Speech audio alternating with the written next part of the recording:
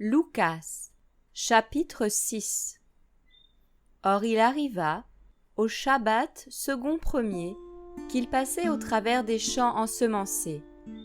Et ses disciples arrachaient les épis et, les froissant dans leurs mains, ils les mangeaient. Et quelques pharisiens leur dirent : « Pourquoi faites-vous ce qu'il n'est pas permis de faire les jours du Shabbat ?» Et Yehoshua, répondant, leur dit : « N'avez-vous même pas lu ce que fit David quand il eut faim, lui et ceux qui étaient avec lui ? Comment il entra dans la maison d'Élohim et prit les pains de proposition et en mangea et en donna aussi à ceux qui étaient avec lui, bien qu'il ne soit permis qu'au seul prêtre d'en manger. Et il leur dit : Le Fils de l'homme est Seigneur même du Shabbat. Or il arriva aussi, un autre Shabbat, qu'il entra dans la synagogue pour enseigner. Et il s'y trouvait là un homme dont la main droite était sèche.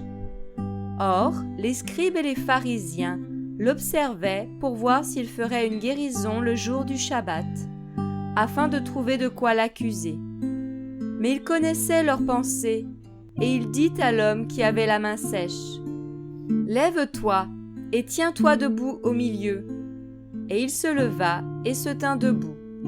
Yehoshua donc leur dit : « Je vous demanderai une chose.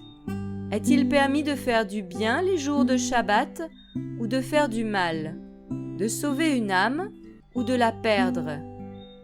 Et ayant regardé tous ceux qui étaient autour de lui, il dit à l'homme : « Étends ta main. » Il fit ainsi, et sa main fut restaurée à l'état initial comme l'autre.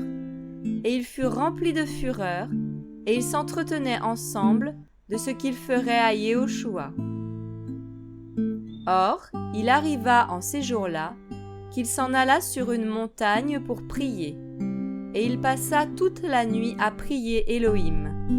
Et quand le jour fut venu, il appela ses disciples et en choisit parmi eux 12, auxquels il donna aussi le nom d'apôtres : Shimon, qu'il nomma aussi Pétros, et Andréas son frère, et Yaakov, et Yohanan, Philippos, et Barthélemaï, Matthios, et Thomas, Yaakov, fils d'Alphaïos, surnommé Zélote, Yehuda de Yaakov, et Yehuda Iscariote, qui devint traître.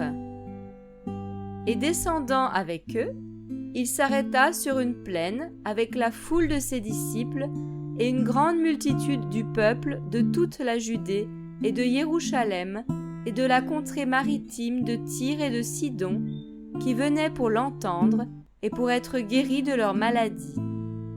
Ceux aussi qui étaient tourmentés par des esprits impurs furent guéris.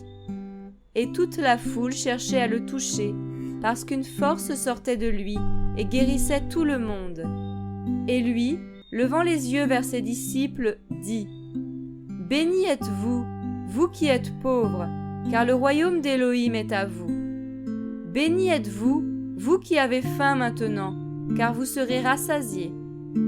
Bénis êtes-vous, vous qui pleurez maintenant, parce que vous rirez.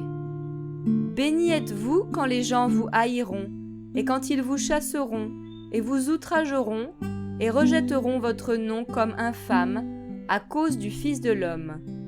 Réjouissez-vous en ce jour-là, et tressaillez d'allégresse, car voici que votre récompense sera grande dans le ciel. Car leur père en faisait de même aux prophètes. Mais malheur à vous, riches, parce que vous avez votre consolation. Malheur à vous qui êtes rassasiés, parce que vous aurez faim. Malheur à vous qui riez maintenant, parce que vous serez dans le deuil et dans les larmes. Malheur à vous quand tous les gens diront du bien de vous, car leur père en faisait de même aux faux prophètes. Mais à vous qui entendez, je vous dis : aimez vos ennemis, faites du bien à ceux qui vous haïssent, bénissez ceux qui vous maudissent, et priez pour ceux qui vous accusent faussement. À celui qui te frappe sur une joue, présente aussi l'autre, et à celui qui prend ton manteau, ne refuse pas aussi ta tunique. mais donne à quiconque te demande, et ne réclame pas ton bien à celui qui s'en empare. Et ce que vous voulez que les gens fassent pour vous, faites-le de même pour eux. Et si vous aimez ceux qui vous aiment, quelle grâce méritez-vous? Car les pécheurs aussi aiment ceux qui les aiment. Et si vous faites du bien à ceux qui vous font du bien, quelle grâce méritez-vous? Car les pécheurs aussi font de même. Et si vous prêtez à ceux de qui vous espérez recevoir, quelle grâce méritez-vous? Car les pécheurs aussi prêtent aux pécheurs, afin de recevoir la pareille. Néanmoins, aimez vos ennemis, et faites du bien, et prêtez sans rien espérer, et votre récompense sera grande, et vous serez les fils du Très-Haut. Car il est bon envers les ingrats et les méchants. Soyez donc miséricordieux, comme aussi votre Père est miséricordieux. Et ne jugez pas, et vous ne serez pas jugés. Ne condamnez pas, et vous ne serez pas condamnés. Acquittez, et vous serez acquittés. Donnez, et il vous sera donné. On versera dans votre sein une bonne mesure, serrée et secouée, et qui déborde, car on vous mesurera avec la mesure dont vous vous serez servis. Mais il leur disait aussi une parabole. Un aveugle peut-il conduire un aveugle? Ne tomberont-ils pas tous deux dans la fosse? Le disciple n'est pas au-dessus de son docteur, mais entièrement équipé, il sera comme son docteur. Mais pourquoi regardes-tu la paille qui est dans l'œil de ton frère, et n'aperçois-tu pas la poutre qui est dans ton propre œil?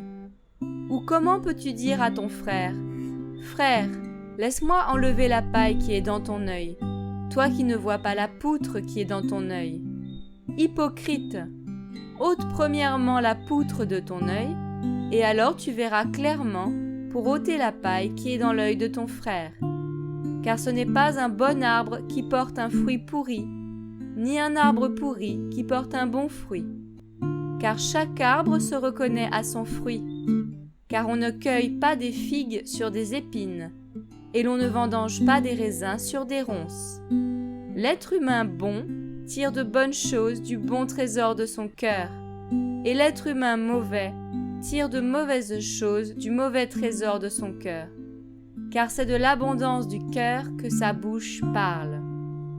Mais pourquoi m'appelez-vous Seigneur, Seigneur, et ne faites-vous pas ce que je dis? Quiconque vient à moi et écoute mes paroles et les met en pratique, je vous montrerai à qui il est semblable.